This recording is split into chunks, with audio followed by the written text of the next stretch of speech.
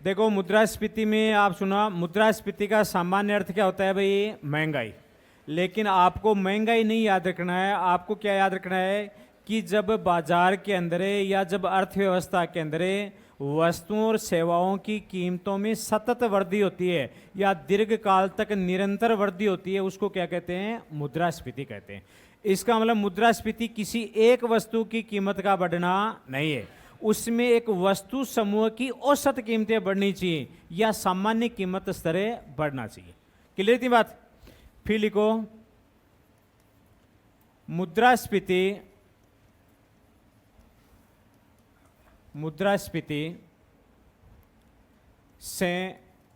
मुद्रास्फीति से मुद्रा का मूल्य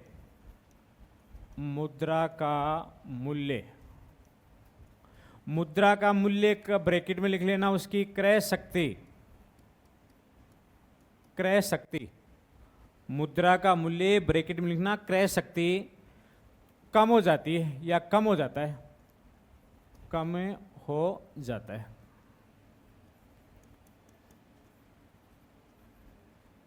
कम हो जाता है। मुद्रास्फीति से मुद्रा का मूल्य क्या हो जाता है? कम हो जाता है। मुद्रा का मूल्य का मतलब उसकी परचेजिंग पावर। भाई जैसे जैसे महंगाई बढ़ेगी तो रुपए की परचेजिंग पावर क्या हो जाएगी? कम हो जाएगी। जैसे आज से 20 साल पहले 100 रुपए के नोट की जो परचेजिंग पावर थी वो परचेजिंग पावर आज है नहीं, क्योंकि महंगाई बढ़ गई।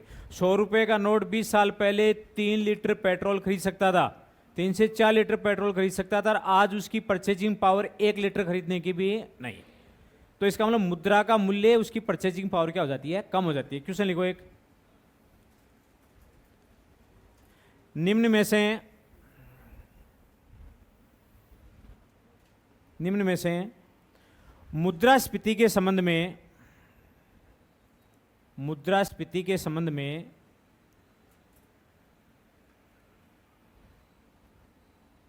सही है।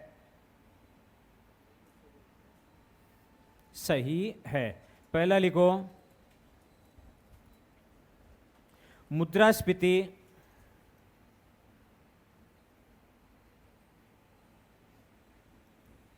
सामान्य कीमतों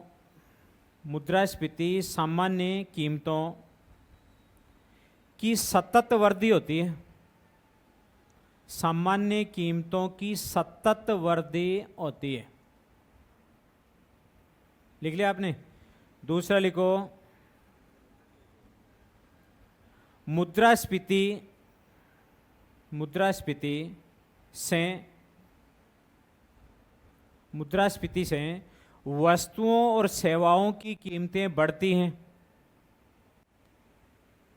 मुद्रास्फीति से वस्तुओं और सेवाओं की कीमतें बढ़ती हैं, जिससे मुद्रा का मूल्य बढ़ जाता है।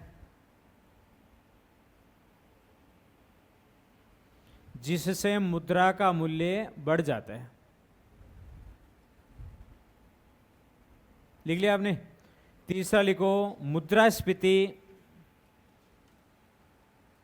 मुद्रास्फीति से वस्तुओं और सेवाओं की कीमतें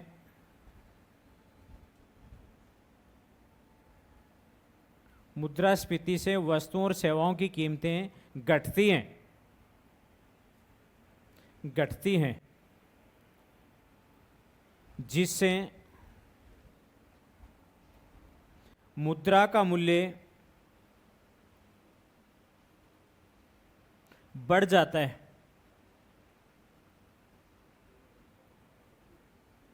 जिससे मुद्रा का मूल्य बढ़ जाता है। 4 नंबर लिखो, उपरोक्त सभी।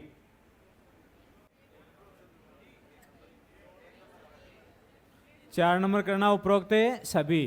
कौन सा करोगे? इसमें आएगा सिर्फ 1 नंबर।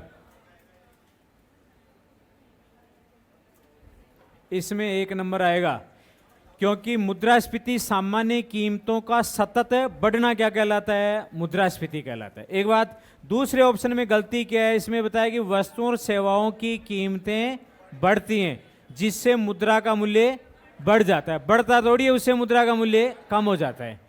तीसरे ऑप्शन में मैंने लिखाया कि मुद्रास्फीति से वस्तुओं और सेवाओं की कीमतें घटती हैं, जिससे मुद्रा का मूल्य बढ़ जाता है। अरे वस्तुओं और सेवा है, अरे तीसरे ऑप्शन में मैंने क्या लिखा है, ये तो लिखा है ना, वस्तुओं और सेवाओं की कीमतें घटती हैं जिससे मुद्रा का मूल्य बढ़ जाता है, ये तो लिखा है ना। हाँ, तो ये बात तो सही है, वस्तुओं और सेवाओं की कीमतें बढ़ती हैं और बढ़ने से मुद्रा घटती हैं। वस्तुओं और सेवाओं की कीमतें घटती हैं जिससे मुद्रा का मूल्य बढ़ जाता है, ये बात तो सही है, लेकिन ये मुद्रास्फीति के संबंध में थोड़ी है, ये आर्थिक मंदी या अस्फीति के संबंध में सही है। मुद्रास्फीति के संबंध में सिर्फ क्या है, 1 नंबर सही है। लिखो इसके नीचे एरो का निशान लगा करके, विकल्प 3, अरे इसमें प्रश्न में विकल्प 3 है ना, विकल्प 3 अस्फीति जिसको डिफ्लेशन बोलते हैं, डिफ्लेशन को व्यक्त करता है। विकल्प 3 है वो अस्फीति मतलब डिफ्लेशन को व्यक्त करता है।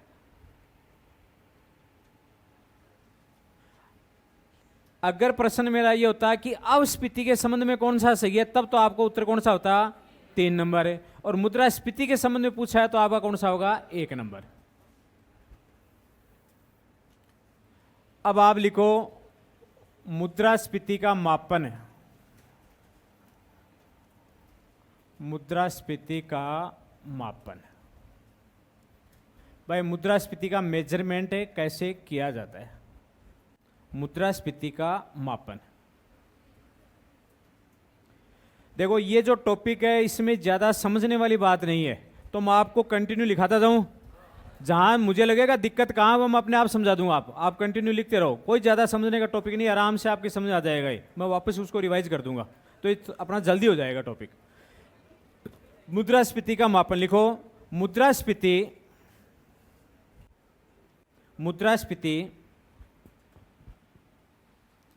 का मापन, मुद्रास्फीति का मापन करने के संबंध में, मुद्रास्फीति का मापन करने के संबंध में 2 अवधारणाएं प्रचलित हैं, 2 अवधारणाएं प्रचलित हैं। या तो ये लैंग्वेज आ जाएगी, या लिखो अर्थार्थ मुद्रास्फीति का मापन, अर्थार्थ मुद्रास्फीति का मापन निम्न 2 आधारों पर किया जाता है। अर्थार्थ मुद्रास्फीति का मापन निम्न 2 आधारों पर किया जाता है।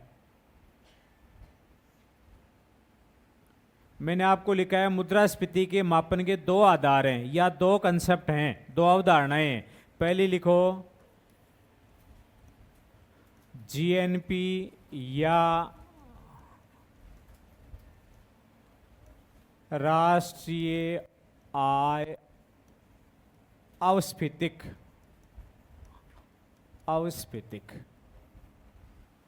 शायद मैंने राष्ट्रीय आय वाले टॉपिक में बात लिखाई भी होगी।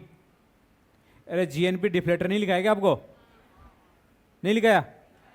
हाँ, जीएनपी या राष्ट्रीय आय अस्फीतिक, इसको आप शॉर्ट में ऐसे भी लिख सकते हो, जीएनपी डिफ्लेटर। एक कंसेप्ट तो ये है, इससे मुद्रास्फीति का मापन किया जाता है। दूसरा लिख लो कीमत सूचकांक,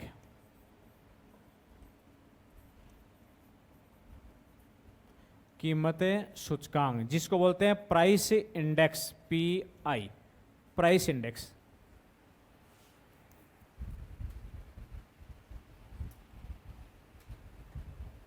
लिख लिया आपने? अगर प्रश्न आ जाए कि मुद्रास्फीति का मापन कैसे किया जाता है, तो आपका उत्तर होना चाहिए कि मुद्रास्फीति का मापन 2 आधारों पर किया जाता है, जीएनपी अस्फीति के या राष्ट्रीय आय अस्फीति के, दूसरा है कीमत सूचकांक। फिर लिखो भारत में नीचे को निशान लगा लियो, भारत में मुद्रास्फीति का मापन है, भारत में मुद्रास्फीति का मापन है कीमत सूचकांक, कीमत सूचकांक मतलब प्राइस इंडेक्स के द्वारा किया जाता है,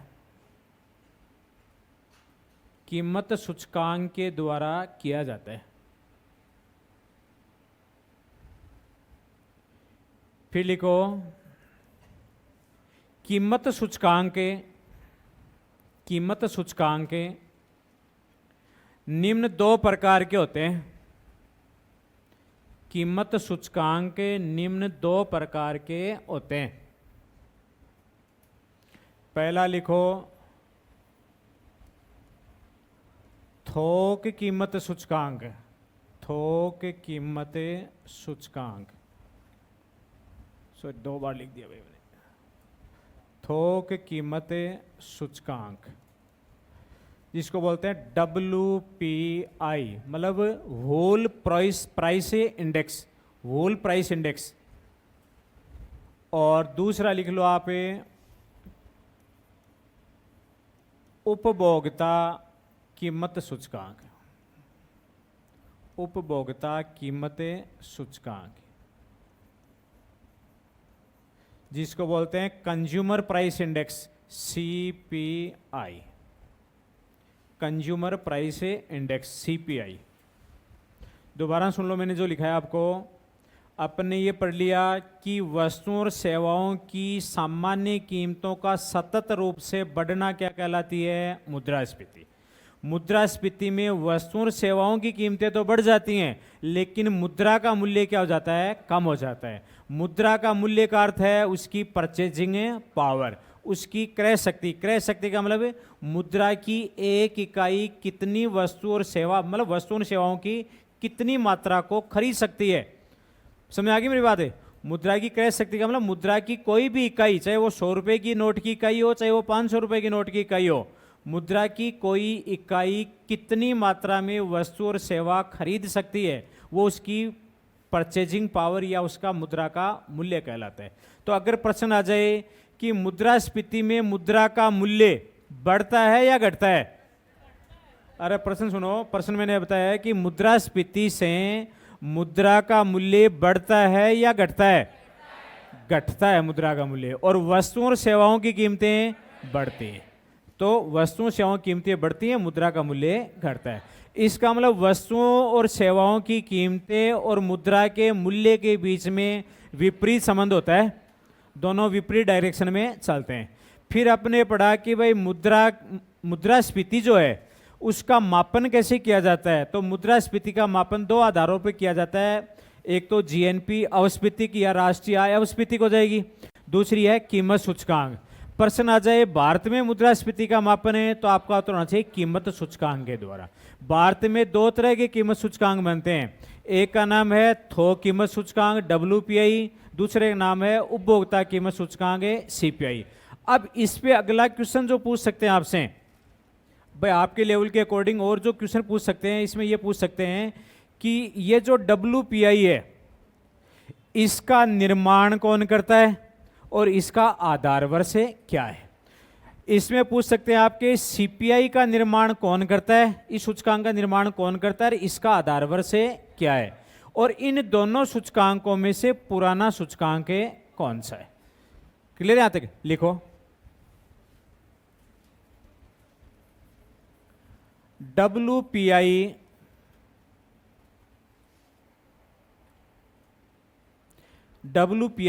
तथा CPI, WPI तथा CPI दोनों ही मासिक आधार पर निर्मित किए जाते हैं, मासिक आधार पर निर्मित किए जाते हैं।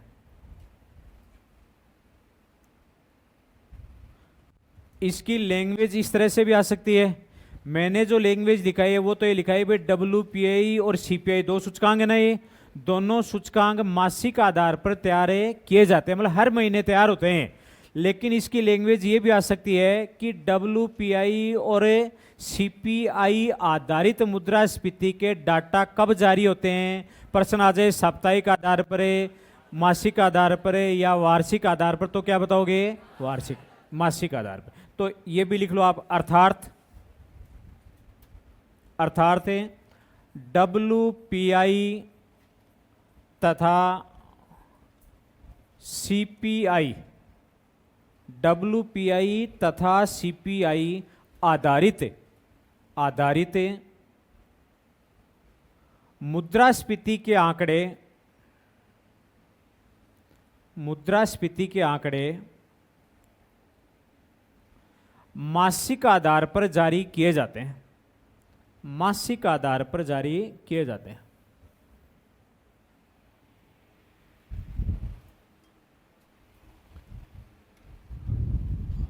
मतलब ये मंथली डाटा आते हैं इनके।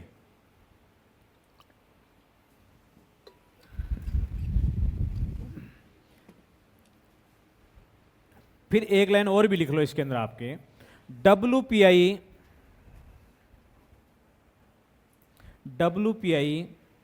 मुद्रास्फीति मापन का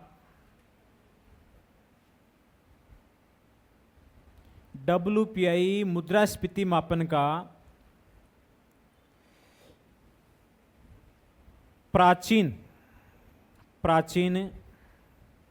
तथा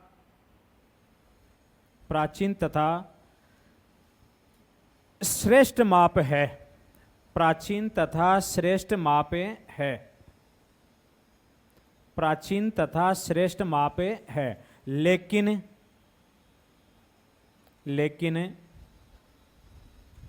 एक काम करना, उसको प्राचीन की जगह प्रतिष्ठित कर लेना। उसको प्राचीन की जगह क्या करना आप? प्रतिष्ठित। ये सब ज्यादा आता है, प्रतिष्ठित नहीं। मतलब ये प्राचीन का मतलब पुराना कौन सा है, और प्रतिष्ठित का मतलब ये सबसे पहले प्रतिस्थापित कौन सा हुआ था। समझेंगे ना? प्राचीन का मतलब पुराना कौन सा है, वो भी वही मतलब है। प्रतिष्ठित का मतलब इनमें से पहले कौन सा स्थापित है हो गया था। लेकिन ये वर्ड ज्यादा आता है, तो मैंने क्या लिखा है भाई? WPI मुद्रास्फीति मापन का प्रतिष्ठित माप है तथा श्रेष्ठ माप है। लिख लिया ना आपने? प्रतिष्ठित भी और श्रेष्ठ माप है। लेकिन RBI मुद्रास्फीति के मापन हेतु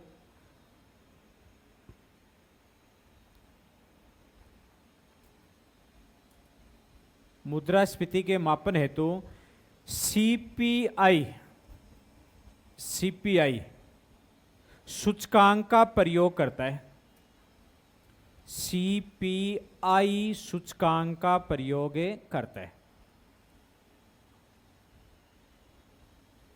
मैं शॉर्ट में WPI CPI बोलूं तो आप दिमाग लगा लोगे नहीं इतना। तो RBI किसका यूज करता है? CPI का। फिर लिखो WPI का निर्माण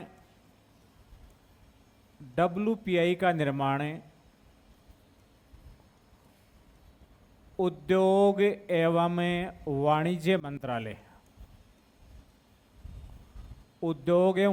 मंत्रालय द्वारा किया जाता है। उद्योग एवं वाणिज्य मंत्रालय द्वारा किया जाता है,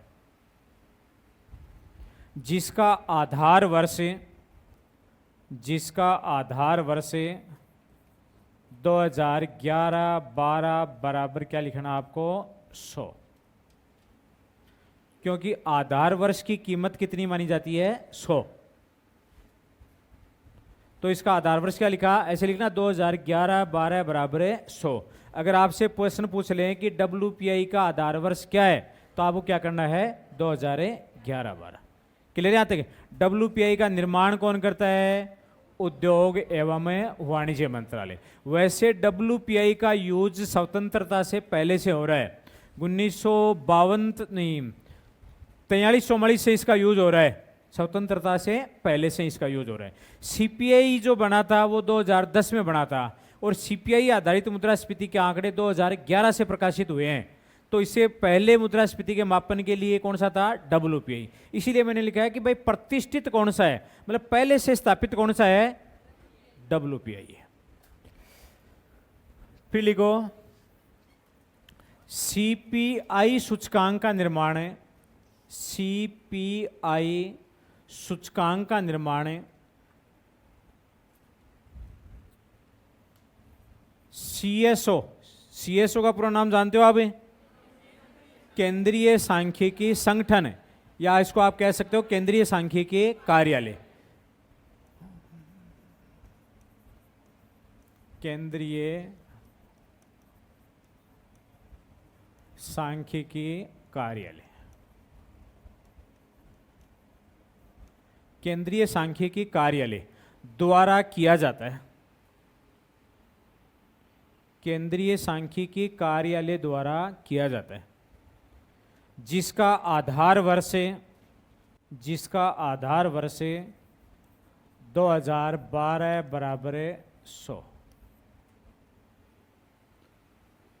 जिसका आधार वर्ष 2012 बराबर क्या लिखना आपको? 100।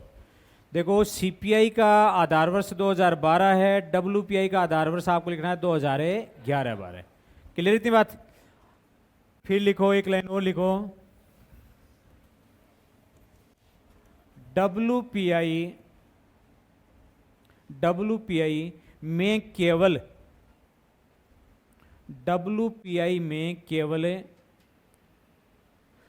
वस्तुओं को ही शामिल किया गया है,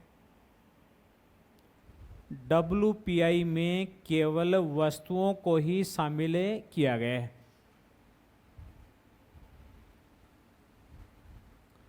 इसलिए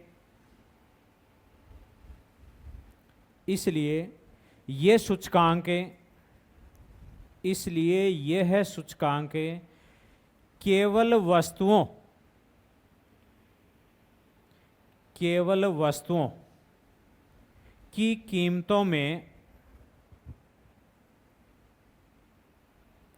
केवल वस्तुओं की कीमतों में होने वाले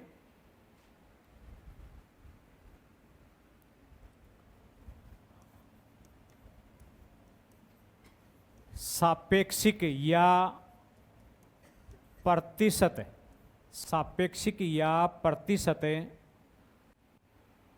परिवर्तनों को ही व्यक्त करता है, परिवर्तनों को ही व्यक्त करता है। सापेक्षिक या प्रतिशत परिवर्तनों को ही व्यक्त करता है। लिख लो, समझा दूंगा मैं आपको। लिख लिया बात? फिर लिखो CPI सूचकांक के अंतर्गत, CPI सूचकांक के अंतर्गत वस्तुओं के साथ सेवाओं को भी शामिल किया गया है। CPI सूचकांक में वस्तुओं के साथ सेवाओं को भी शामिल किया गया है। इसलिए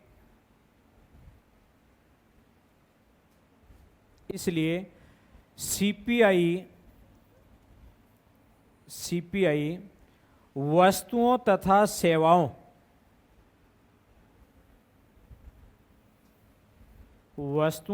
सेवाओं दोनों की कीमतों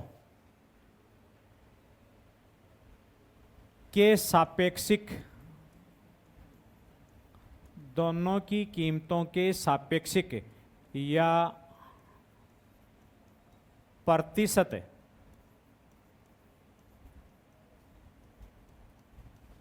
परिवर्तनों को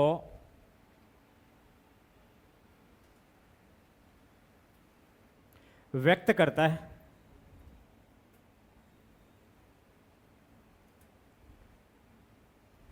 लिख लिया आपने? अब एक क्वेश्चन लिखो, देखिए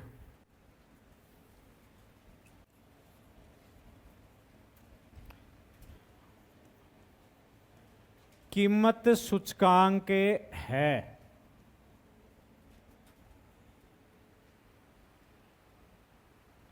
कीमत सूचकांक है। पहला लिखो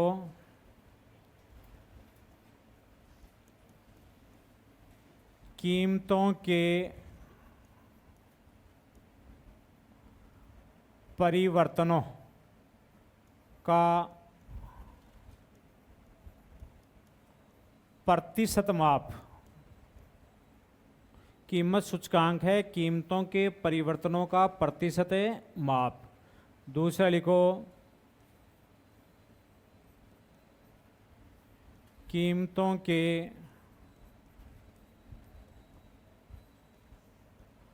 परिवर्तनों का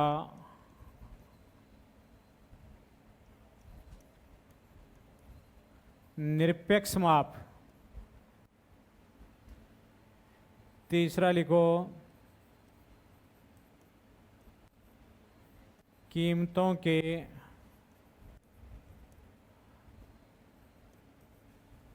परिवर्तनों का सापेक्ष माप। और 4 नंबर लिखो विकल्प 1 व 3। कौन सा करना है? विकल्प 1 व 3 लिख लिया आपने। देखो सूचकांक, कीमत सूचकांक की अपन बात करें तो कीमत सूचकांक अपने को बताता है कि भाई बेस ईयर जो अपने लिया है, बेस ईयर से अब कीमतों में कितना उतार चढ़ाव आ रहा है, कितना प्रतिशत कीमतें बढ़ गई या सापेक्षिक रूप से कीमतें कितनी बढ़ गई, उसको बताता है। तो कीमत सूचकांक में आपको ये आ जाए तो भी सही है, ये आ जाए तो भी सही है, लेकिन ये मत कर देना आप निरपेक्ष माप है नहीं। और भारत में मुद्रास्फीति के मापन के लिए कौन से सूचकांक का यूज होता है? WPI का भी होता है और CPI का भी होता है, दोनों सूचकांकों का यूज होता है। अब मैंने आपको ये लिखा है कि WPI का निर्माण कौन करता है? उद्योग एवं वाणिज्य मंत्रालय करता है। WPI का आधार वर्ष 2011-12 है। CPI का निर्माण CSO करता है और इसका आधार वर्ष कौन सा है? 2012 है। एक मैंने आपको लिखा है कि WPI में केवल वस्तुओं को शामिल किया गया है, जबकि CPI में वस्तुओं और सेवाओं को दोनों को शामिल किया गया है। तो इसका मतलब WPI केवल वस्तुओं की कीमतों में जो अप डाउन आता है उस अप डाउन को मापता है, जबकि CPI वस्तुओं और सेवाओं दोनों की कीमतों के अप डाउन को मापता है। क्योंकि देखो देश के लोग केवल वस्तुओं का उपभोग थोड़ी करते हैं, सेवाओं का भी उपभोग करते हैं, और देश के लोग जो है वो केवल वस्तुओं की कीमतों से प्रभावित नहीं होते, सेवाओं की कीमतों से भी प्रभावित होते हैं। इसलिए CPI दोनों के का मेजरमेंट करता है। अब देखो अपने मुद्रास्फीति का मापन कैसे होता है वो पढ़ लिया। अब अपने को पढ़ना है कि साहब मुद्रास्फीति का इफेक्ट क्या पड़ता है अर्थव्यवस्था के ऊपर, समझे नहीं? लिखो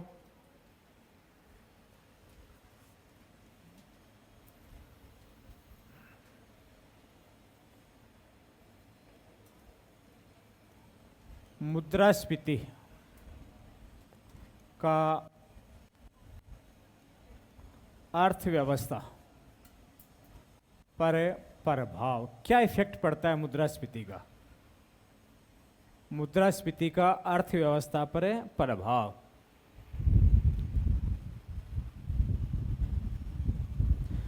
जैसे अभी महंगाई बढ़ रही है, तो महंगाई बढ़ रही है तो इसका मतलब महंगाई बढ़ने के साथ साथ आपको कुछ इफेक्ट तो नजर आ रहा होगा, समझेंगे नहीं? तो अब क्या इफेक्ट आता है, तो मैं इसको बिल्कुल शॉर्ट में लिखाऊंगा आपको कि मुद्रास्फीति का अर्थव्यवस्था पर क्या प्रभाव पड़ता है। यह आपको बताया कि मुद्रास्फीति अर्थव्यवस्था के हर क्षेत्र को इफेक्टेड करती है, हर क्षेत्र को प्रभावित करती है। इसमें आपको यह लिखना, पहली लाइन है मुद्रास्फीति के प्रभाव में,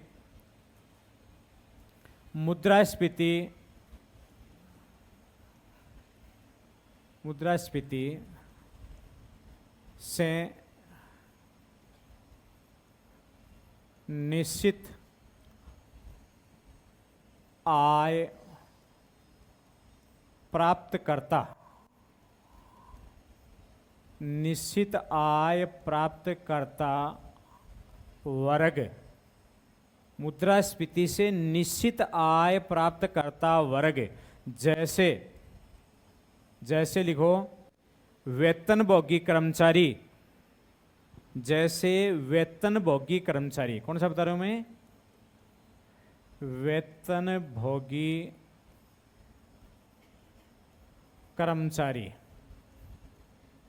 पेंशन प्राप्तकर्ता वर्ग, पेंशन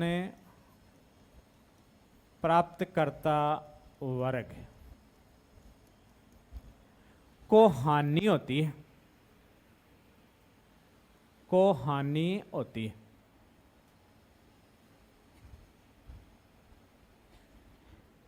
दोबारा सुन लो, मैंने आपको ये लिखा है, अगर प्रश्न आ जाए साहब महंगाई से क्या फर्क पड़ता है, तो आप ये कह सकते हो साहब महंगाई से बाकी को पड़े न पड़े, लेकिन जिनकी इनकम निश्चित है, जैसे वेतनभोगी कर्मचारी है, पेंशन प्राप्त करने वाले लोग हैं, उनको नुकसान हो जाता है कि यार महंगाई से उनको नुकसान कैसे हुआ, क्योंकि इनकी सैलरी तो फिक्स है और महंगाई बढ़ गई, तो इसका मतलब उनकी सैलरी की परचेजिंग पावर क्या हो गई, कम हो गई। या आप ये कह सकते हो कि इन लोगों की वास्तविक आय क्या हो गई, कम हो गई। मौद्रिक आय तो उतनी मिल रही है, पैसा उनको इतना ही मिल रहा है, लेकिन उस पैसे की परचेजिंग पावर क्या हो गई, कम हो गई। तो आप ये कह सकते हो कि इन लोगों की वास्तविक आय को कम कर देती है। ये लाइन यहां पर लिखो, क्योंकि मुद्रास्फीति,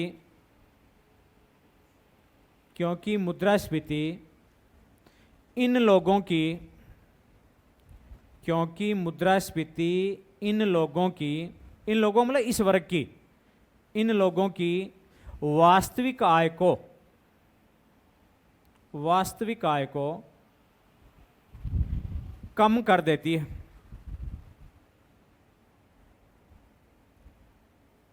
मुद्रास्फीति इन लोगों की या इस वर्ग की वास्तविक आय को क्या कर देती है, कम कर देती है। फिर लिखो, मुद्रास्फीति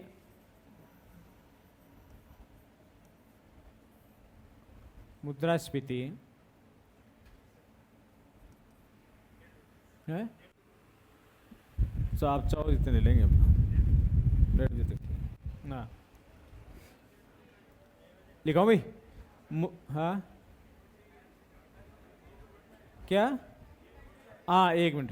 अब जैसे ये कह रहे हैं कि भाई महंगाई बढ़ने के साथ में डीए तो बढ़ता है, डीए तो एक फिक्स बढ़ा दिया गवर्नमेंट ने, एक साल के लिए कर दिया भाई, इस साल डीए आपका ये रहेगा, लेकिन महंगाई की तो कोई स्पीड का अंदाजा नहीं लगा सकते बढ़ने लग जाए तब। तो जितना डीए बढ़ाती है गवर्नमेंट, उससे कई गुना महंगाई बढ़ जाती है। तो इस वर्ग को क्या होती है, हमेशा हानि होती है।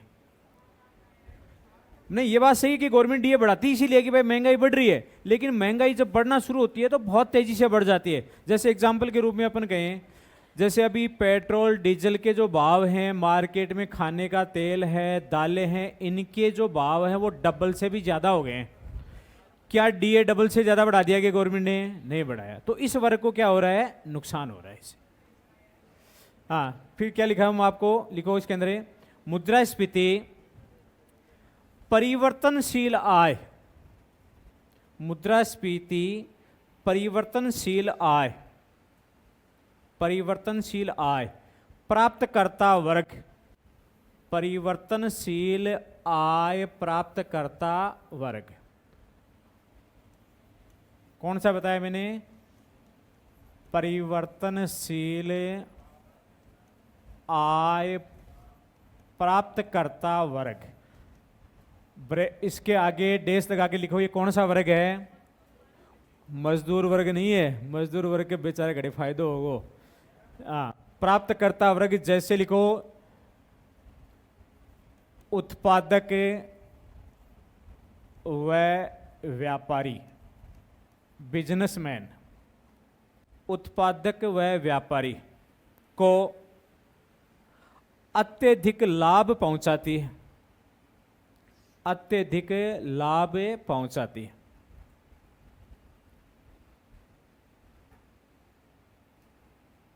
मुद्रास्फीति से फायदा किसको होता है, जिनकी परिवर्तनशील इनकम होती है। परिवर्तनशील इनकम किसकी है, उत्पादक की और व्यापारी की। जितनी महंगाई बढ़ेगी उत्पादकों को, व्यापारियों को या व्यवसायियों को उतना ही ज्यादा क्या होगा, फायदा होगा। फायदा कैसे हुआ, क्योंकि उन्होंने माल खरीद के रखा है स्टॉक में और उनके माल की कीमतें बढ़ गई, तो अपने आप ही उनकी क्या है, प्रॉफिट बढ़ गए। इसमें आगे आते कि फिर अगला लिखो, देखो किसको नुकसान, किसको पहुंचा है, निश्चित आय प्राप्त करता वर्ग है उसको नुकसान पहुंचाया है, परिवर्तनशील आय प्राप्त करता वर्ग को क्या पहुंचाई है? लाभ पहुंचाया है। फिर लिखो मुद्रास्फीति, मुद्रास्फीति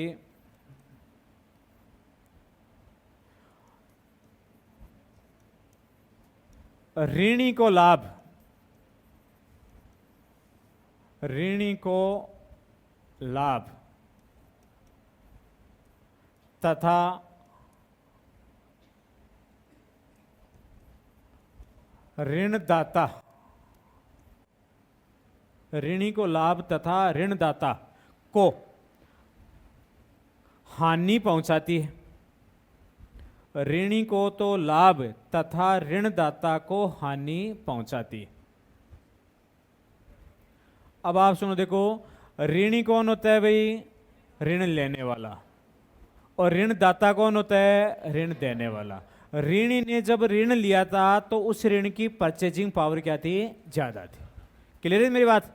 जब उसने ऋण लिया था तो उसकी परचेजिंग पावर ज्यादा थी। फिर ऋण लेने के बाद में जैसे मुद्रास्फीति बढ़ गई तो वो उसको ब्याज सहित वापस लौटा रहा है, तो उस समय उस पैसे की परचेजिंग पावर क्या हो जाती है? कम हो जाती है। भाई आज से जैसे 20 साल पहले जिस व्यक्ति ने ऋण लेकर के अगर जमीन खरीद ली, समझ गए यहाँ तक, तो वो फायदे में है कि नहीं है? अब वो जिससे ऋण लिया था उसको कि भाई तेरा ब्याज लगा ले, 1 रुपया 2 रुपया सैकड़े, अगर उसको वापस लौटा दे तो भी उसको फायदा नहीं होगा। फायदा किसको होगा? ऋणी को होगा। जैसे अपन लोग बैंक में पैसा जमा करवाते हैं तो अपन तो कौन हो गए? ऋणी हो गए क्या? ऋणदाता। बैंक कौन हो गया? ऋणी। जैसे अपन LIC में जमा करवाते हैं तो अपन कौन हो गए? ऋणदाता। और LIC क्या होगी? ऋणी। अब महंगाई बढ़ेगी तो बैंक तो अपने को फिक्स देना है। महंगाई बढ़ गई तो आपको जो ब्याज और आपका जो मूलधन मिलेगा उसकी परचेजिंग पावर क्या हो जाएगी? कम हो जाएगी। और लेकिन आपने जिस समय बैंक में डिपॉजिट करवाया था उस समय उसकी परचेजिंग पावर क्या थी? ज्यादा थी। तो मुद्रास्फीति फायदा किसको पहुंचाती है? ऋणी को। और नुकसान किसको पहुंचाती है? ऋणदाता को। इसीलिए तो प्रोफेसर किन्स ने क्या कहा इसको? किन्स ने कहा कि मुद्रास्फीति है वो अन्यायपूर्ण है। क्या है? अन्यायपूर्ण है। समझ गए नहीं? लेकिन अस्फीति को क्या बताया है? अनुपयुक्त बताया। परिभाषा कई बार आती है, मैं आपको लास्ट में लिखा दूंगा। मुद्रास्फीति को क्या बताया है? अन्यायपूर्ण। ये अन्याय करती है, कुछ लोगों को फायदा पहुंचाते हैं, जिनको फायदा पहले से ही है उनको तो फायदा, और जो नुकसान में चल रहे हैं उनको और नुकसान कहलाते। मुद्रा, फिर लिखो आगे, मुद्रास्फीति, मुद्रास्फीति धनिक वर्ग को, मुद्रास्फीति धनिक वर्ग को अधिक धनी, मुद्रास्फीति धनिक वर्ग को अधिक धनी तथा गरीब को और गरीब बनाती है। धनिक वर्ग को और अधिक धनिक तथा गरीब को और अधिक गरीब बनाती है। अर्थात मुद्रास्फीति, मुद्रास्फीति आर्थिक विषमता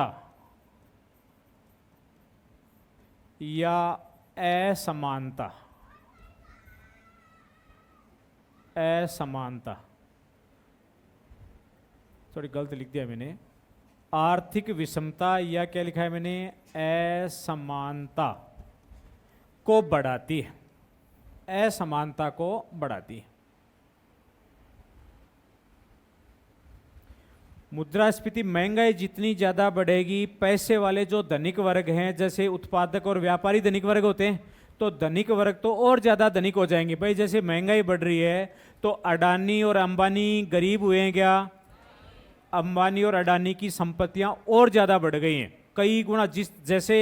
जिस गति से मुद्रास्फीति बढ़ी है उससे भी ज्यादा गति से उनकी संपत्तियां बढ़ गई। और गरीब वर्ग और ज्यादा गरीब हो गया, उसका और जीना, कहने मतलब गरीबों का जीना दुष्भर कर देती है मुद्रास्फीति। इसीलिए एक अर्थशास्त्री है CN वकील, CN कौन है? वकील। ये कह रहे हैं कि मुद्रास्फीति को उसने क्या दिया है? मुद्रास्फीति को नाम दिया है कि मुद्रास्फीति निर्धन वर्ग को लूटने वाला डाकू है। गरीबों को लूटने वाला डाकू की संज्ञा दिए। ये लाइन भी लिखो, लिखो। सीएन वकील ने मुद्रास्फीति को गरीबों को लूटने वाले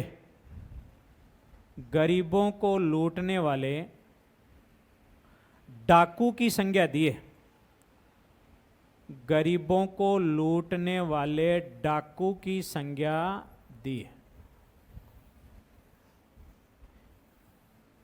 लिख लिया आपने? एक परिभाषा और लिख लो, बाद में अपन भूल जाएंगे। किन्स की ओर लिख लो, क्योंकि ये एग्जाम में बहुत बार पूछते हैं। किन्स, प्रोफेसर किन्स लिखाऊं भाई, क्योंकि ये पिछली बार फर्स्ट ग्रेड में पूछ ली थी इस परिभाषा को। किन्स के अकॉर्डिंग है मुद्रास्फीति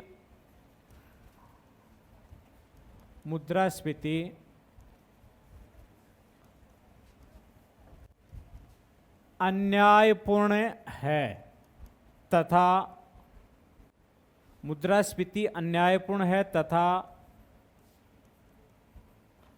अस्फीति अनुपयुक्त है।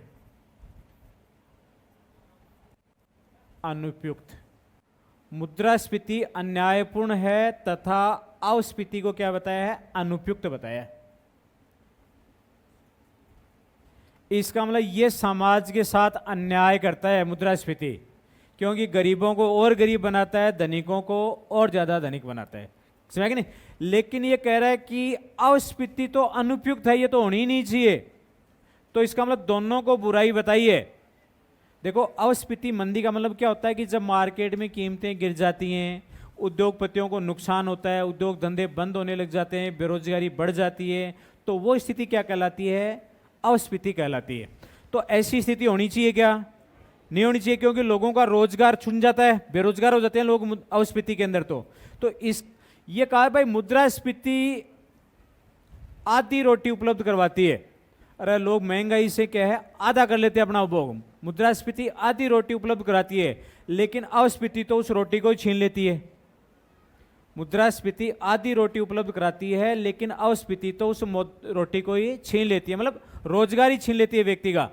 तो इसमें अगर दोनों बुराई हैं, तो दोनों बुराइयों में से अगर एक को चुनना हो तो किसको चुनना चाहिए? है मुद्रास्फीति को। दोनों बुराई हैं, लेकिन दोनों बुराइयों में से किसी एक बुराई का चुनाव करना है तो कौन सी का करना चाहिए? मुद्रास्फीति का चुनाव करना चाहिए। क्या हो गया?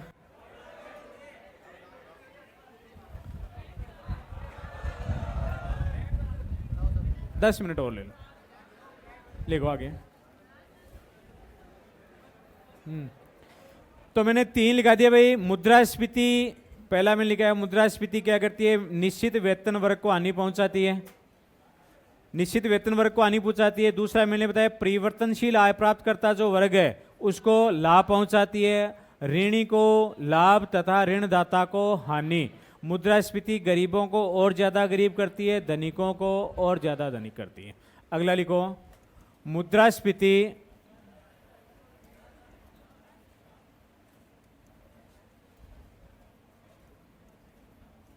मुद्रास्फीति बचतकर्ता वर्ग, मुद्रास्फीति बचतकर्ता या बचतकर्ताओं लिख लो, बचतकर्ताओं जैसे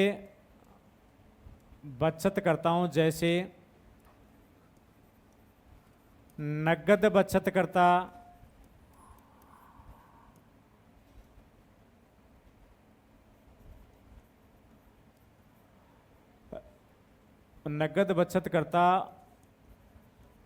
ऋण पत्र या जिसको अपन डिबेंचर्स भी बोलते हैं, डिबेंचर्स धारक, डिबेंचर्स धारक, बॉन्ड धारक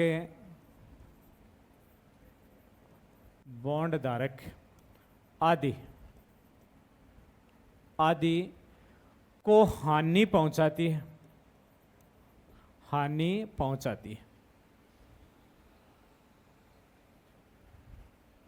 ये प्रश्न बहुत बार एग्जाम में पूछते हैं भाई।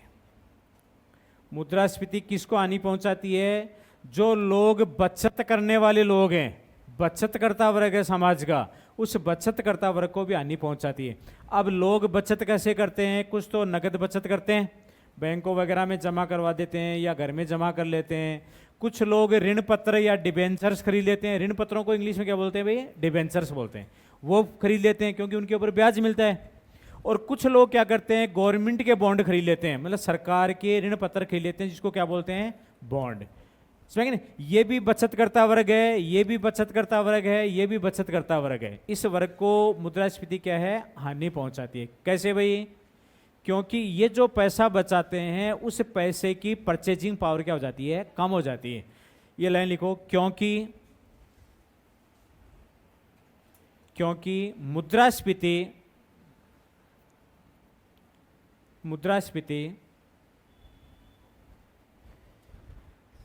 इनकी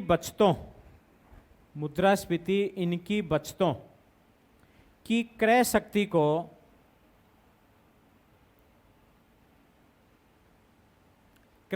को कम कर देती है।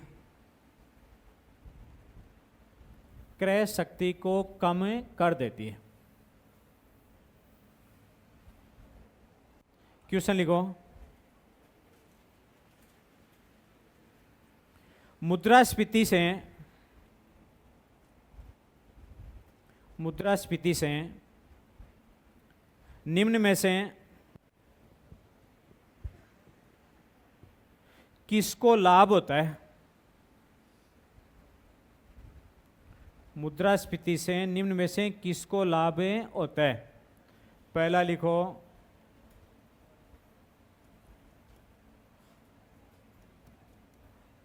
वेतनभोगी कर्मचारी।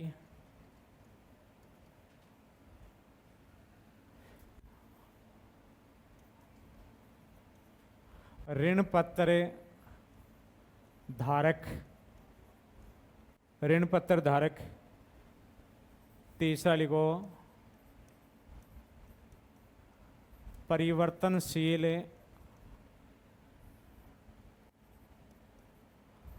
आय प्राप्त करता वर्ग। परिवर्तनशील आय प्राप्त करता वर्ग। और 4 नंबर लिख लो आप, ऋणदाता। इससे मुद्रास्फीति से फायदा किसको होता है? इसमें आएगा 3 नंबर, परिवर्तनशील आय प्राप्त करता वर्ग। या इसकी जगह पर क्या लिखा हुआ मिल सकता है आपको? उत्पादक या व्यापारी वर्ग।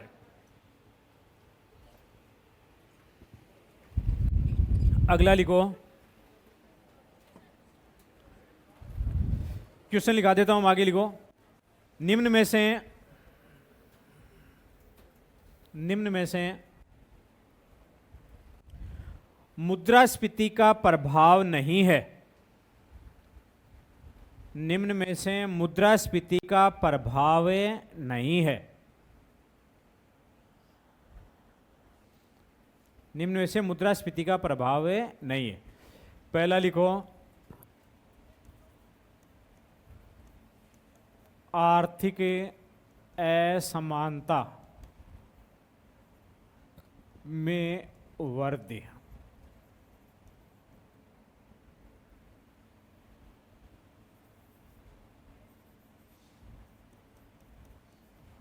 भुगतान संतुलन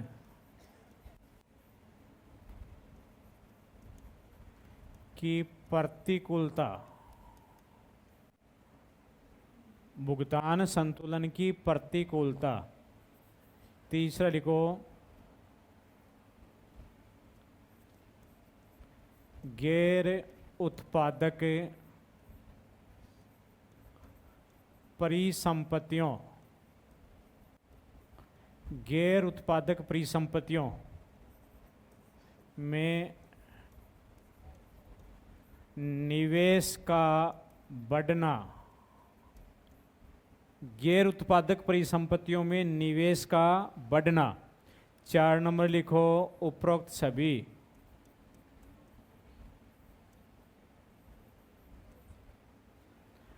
मैंने प्रश्न क्या लिखा है? मुद्रास्फीति का इफेक्ट कौन सा है इनमें से? अच्छा, नहीं है, ये लिखा है क्या? उपरोक्त में से कोई नहीं, ये लिख लो एक है।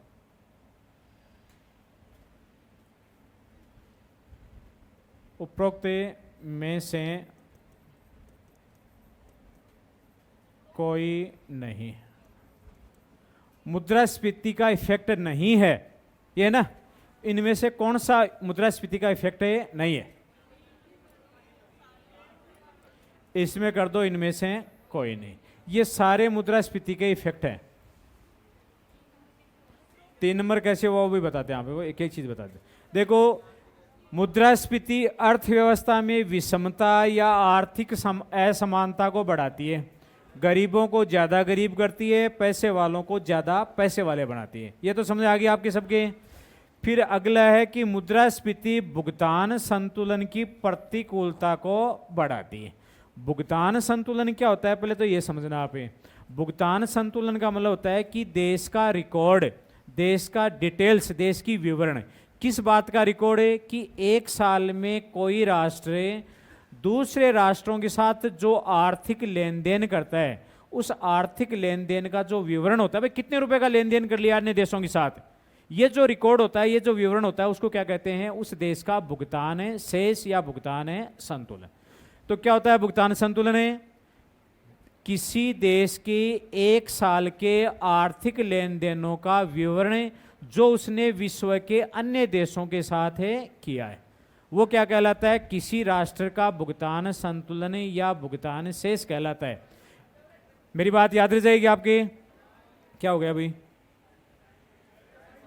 है क्लास काम है? हाँ, अब देखो, मुद्रास्फीति से क्या होता है? मुद्रास्फीति से अपने देश की घरेलू वस्तुएं तो क्या हो जाती है? महंगी हो जाती हैं। अरे अपनी वस्तुएं तो महंगी होगी ना, तो विदेशी वस्तुएं क्या हैं? सस्ती हैं। तो देश के लोग कौन सी वस्तुओं को ज़्यादा खरीदेंगे? विदेशी। भाई आज अपने खिलौने खरीदते हैं तो चाइनीज ही क्यों खरीदते हैं? क्योंकि चाइनीज खिलौने क्या हैं? सस्ते हैं। पेन भी अगर मार्केट में भारत वाले महंगे हो गए, जो भारत में बने वो तो महंगे हो रहे, विदेशी सस्ते आ रहे, तो लोग कौन से खरीदेंगे? जो विदेश से सस्ते आ रहे वो खरीदेंगे। इसका मतलब देश का प्रोडक्ट है वो तो महंगा हो गया। महंगा हो गया तो देश के लोग भी नहीं खरीदेंगे, तो विदेशी भी नहीं खरीदेंगे इसको। तो भारत के निर्यात क्या हो जाएंगे? कम हो जाएंगे। और जो आयात हैं, मतलब विदेशी वस्तुएं जो सस्ती आ रही हैं, इसको देश के लोग ज़्यादा खरीदेंगे, तो विदेशों के आयात बढ़ जाएंगे विदेशों। तो मुद्रास्फीति क्या करती है? निर्यातों को कम कर देती है, आयातों को बढ़ा देती है, जिससे देश का भुगतान संतुलन क्या हो जाता है? प्रतिकूल हो जाता है। ये लाइन आपको याद रखनी है, मैं लिखा दूंगा अभी आपको, लिख लो। चलो आपको पहले लाइन लिखो इसके अंदर। मुद्रास्फीति से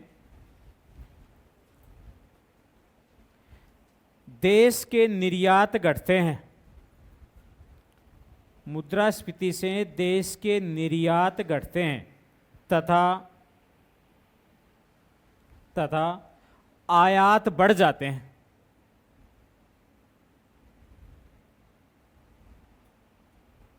निर्यात घटते हैं तथा आयात बढ़ जाते हैं, जिससे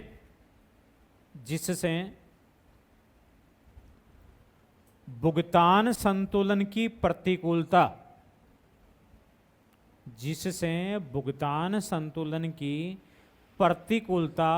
बढ़ जाती है।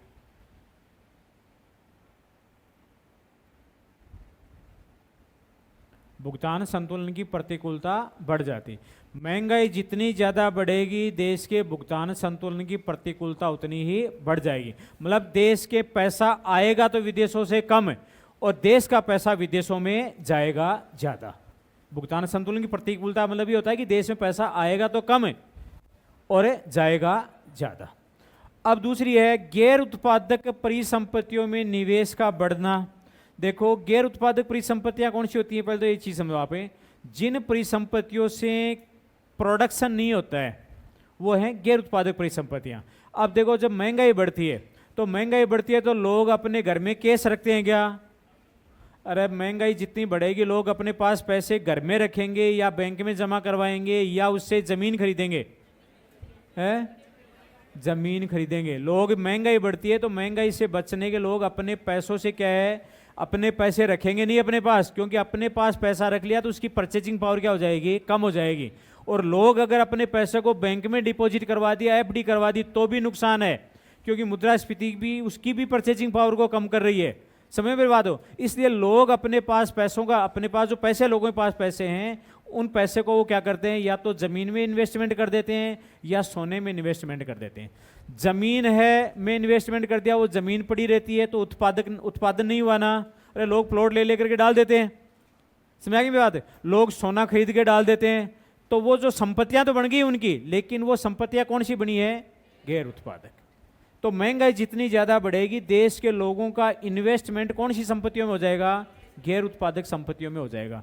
लिखो एक लाइन, मुद्रास्फीति के कारण, मुद्रास्फीति के कारण देश के लोग,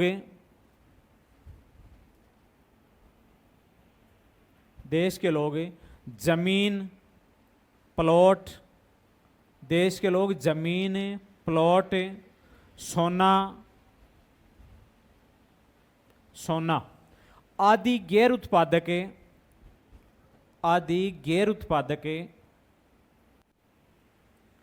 परिसंपत्तियों में अधिक निवेश करते हैं।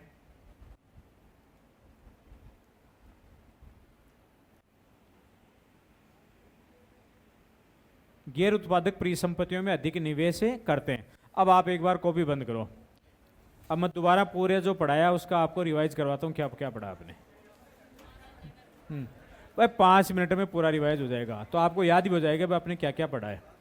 देखो, आज अपने शुरू किया था, सबसे पहले अपने पढ़ा था भाई मुद्रा पूर्ति की अवधारणाएं, क्योंकि मुद्रा की मांग में आपको कल पढ़ा चुका था। मुद्रा की मांग का मतलब अपने पढ़ा था कि देश के लोगों को कितने रुपयों की आवश्यकता होती है, वो मुद्रा की मांग है। मुद्रा की पूर्ति का मतलब देश में कितना रुपया है, वो मुद्रा की क्या है, पूर्ति है।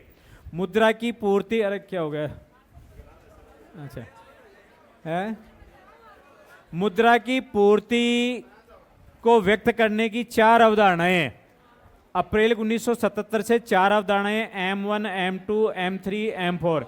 M1 में आपको पता है कि पब्लिक के पास करेंसी, बैंकों की मांग जमाएं, आरबीआई की अन्य जमाएं।